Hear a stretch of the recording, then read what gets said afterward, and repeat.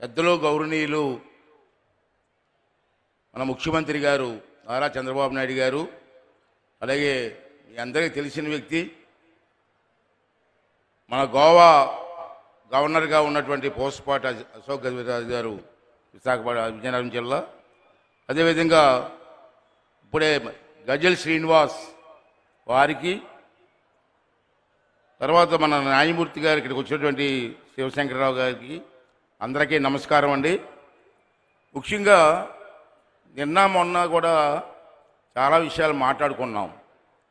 మళ్ళీ అదే విషయాలు చెప్పకుండా కొన్ని కొత్త విషయాలు ముఖ్యమంత్రి గారు మన సమక్షంలో ఉన్నారు కాబట్టి నిన్న మొన్న చాలామంది మాట్లాడారు ఈ డయాస్ మీద.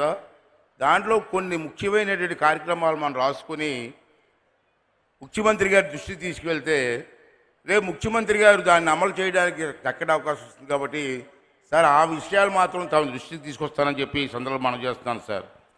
మరి అదేవిధంగా ఇక్కడ ఉండే పెద్దలందరికీ, ఈరోజు ఈ సమావేశానికి వచ్చే మీ అందరికీ కూడా నా నమస్కారాలు. ప్రెస్ వారు అందరికీ కూడా. మరి ముఖ్యంగా నేను మాట్లాడేది ఏంటంటే, ముందుగా నందమూరి తారక రామారావు గారు ఈ వేదిక పేరు సార్, పెద్ద నటుడు సార్. నేను కోరేది ఏంటంటే, ఆల్రెడీ అతనికి పదవి ఇచ్చారు, మీరు చెప్పారు, అతను సంతోషంగా చెప్పాను నేను. అతని ఆధ్వర్యంలో అన్ని జిల్లాల్లో కూడా మన పిల్లలు ఆడే పిల్లలు చాలామంది ఉన్నారు. ఈనాడు టీవీలో చూస్తున్నాం.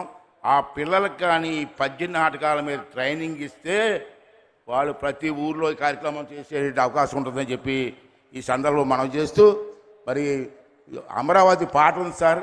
విశాఖపట్నంలో మన స్కూల్ ఫంక్షన్కి వెళ్ళాను.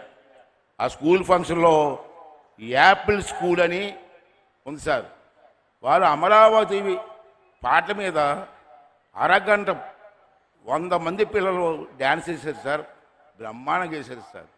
అటువంటి కార్యక్రమాలు చేస్తే బాగుంటుందని చెప్పి మనం చేస్తూ, దీని మీద కొంచెం దీని మీద మీరు కొంచెం శ్రద్ధ వహించండి. చేస్తారని నమ్మకం మాకు ఉంది, చేస్తారని చెప్పి కోరుకుంటూ సెలవు తీసుకున్నాను సార్. Thank you sir. కొంచెం ఎక్కువ మాట్లాడాను, ఏమనుకోండి సార్.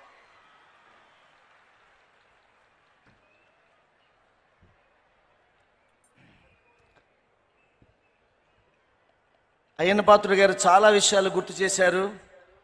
ఈ ప్రాంగణంలో ముఖ్యమంత్రి గారి దృష్టికి తీసుకొస్తున్న ఈ ప్రాంగణంలో సార్, తూర్పు భాగవతం, వరంగల్ నుంచి చిందు భాగవతం, తోలు బొమ్మలాట, హరికథ, బుర్రకథ, పౌరాణిక నాటకాలు అన్నీ కూడా ఇక్కడ ప్రదర్శనలు జరిగాయి సార్. మీ దృష్టికి తీసుకొస్తున్నాను సార్. సుమారుగా ఈ 3 రోజులు 25,000 మంది విద్యార్థులు తెలుగు భాషా వైభవం మీద సాంస్కృతిక కార్యక్రమాలు చేశారు సార్. ఇది ఒక పెద్ద సంచలనం సార్. ఇది please subscribe to Leo news for more videos.